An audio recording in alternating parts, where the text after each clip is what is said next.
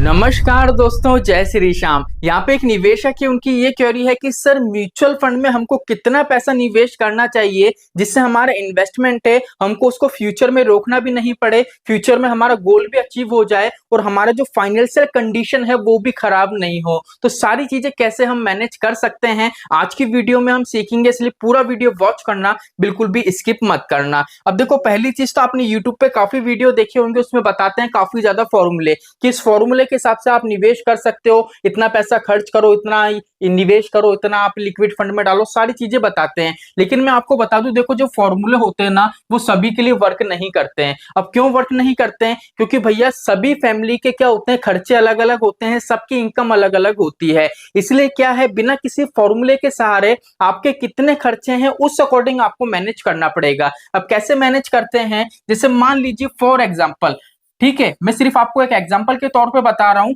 ये जो कैलकुलेशन है उस कैलकुलेशन को आप आपकी इनकम के तौर पे कर सकते हो। जैसे मान लीजिए आपकी 20,000 रुपए की इनकम है। अब मान लेते हैं यहाँ पे टोटल हमारा जो एक्सपेंस होता है, टोटल घर खर्चा होता है, वो टोटल 10,000 का हमारा हो जाता है।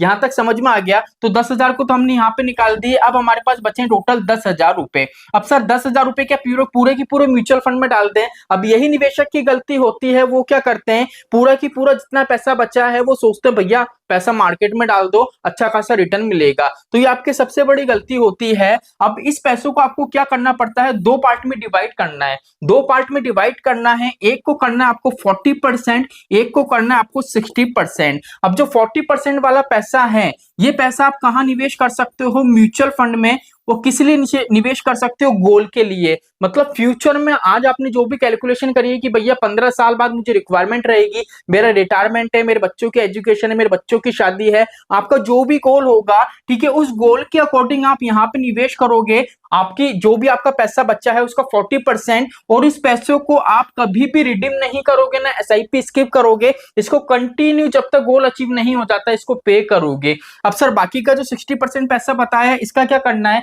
अब इसको आप क्या कर सकते हो, इसमें से कुछ पैसा आप क्या कर सकते हो, बैंक में एफडी कर सकते हो, आरडी कर सकते हो, ठीक है, और आप कोई भी लिक्विड फंड को कैरी कर सकते हो, ठीक है। ऐसा क्यों बोल रहा हूं, ऐसा इसलिए बोल रहा हूं, कोई भी इमरजेंसी फंड कैरी कर सकते हो। आप क्या कर सकते हो, यहाँ से कोई मेडिकल इंश्योरेंस ले सकते हो। अब यहाँ पे आपको इतनी सारी चीजें क्यों करनी है, इतनी सारी चीजें आपको इसलिए करनी है बिकॉज क्या है, पहली चीज तो आपको जो निवेश करना है बैंक में आरडी एफडी, और जो मैंने आपको बताया कि इमरजेंसी फंड हो गया, ठीक है, मेडिकल की आपको क्या लेनी चाहिए, पॉलिसी लेनी चाहिए।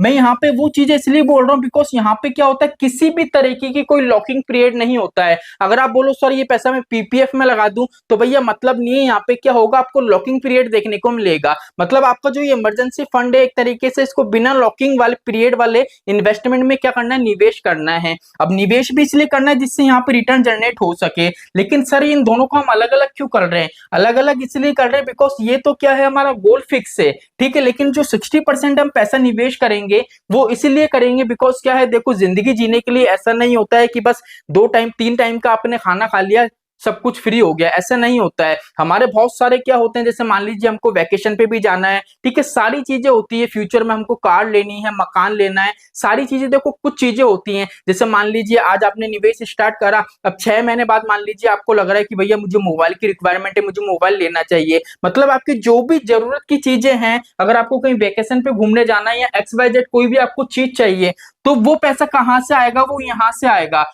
40% में से नहीं निकालना है, ये तो आपका फ्यूचर का गोल है। जो 60% पैसा है ना, इसी में से क्या करना है, आपको सारे आपके ऐसे खर्चे करने हैं जिसके लिए आप अपना म्यूचुअल फंड का निवेश खराब करते हो। अब मान लीजिए यही जो पैसा है अगर आप एक साथ निवेश करते, अब मान लीजिए फ्यूचर में जब आपको रिक्वायरमेंट पड़ती कि भैया मुझे लैपटॉप लेना है, तो आप क्या सोचते हो, म्यूचुअल फंड में पैसा पड़ा है, वो पैसा निकाल लेता हूँ, लैपटॉप ले लेता हूँ, बाद में पैसा डाल दूंगा। लेकिन यहाँ पे क्या एक लिमिटेशन आ गई कि भैया इतना पैसा नहीं छेड़ सकता, ये मेरा फ्यूचर है, इतना पैसा मेरे पास है, और इतने पैसों में से मैं ऐसा कौन, मतलब अगर मुझे लैपटॉप भी लेना है या मुझे XYZ कोई सी भी चीज लेनी है, तो मेरे पास जितना पैसा है उस पैसों में से किस तरीके से मैनेज कर सकता हूं, या एडिशनल पैसा मैं कहां से जुगाड़ कर सकता हूं। तो सारी चीजों की प्लानिंग इस तरीके से होती है। तो सिंपल सा कंसेप्ट है, आपकी जो भी इनकम हो उसको 2 पार्ट में डिवाइड करना, और आपका जितना भी पैसा बच रहा है उसको भी 2 पार्ट में डिवाइड करना, और इस तरीके का निवेश करना जिससे फ्यूचर में आपका इन्वेस्टमेंट कभी भी क्या होगा, खराब नहीं होगा,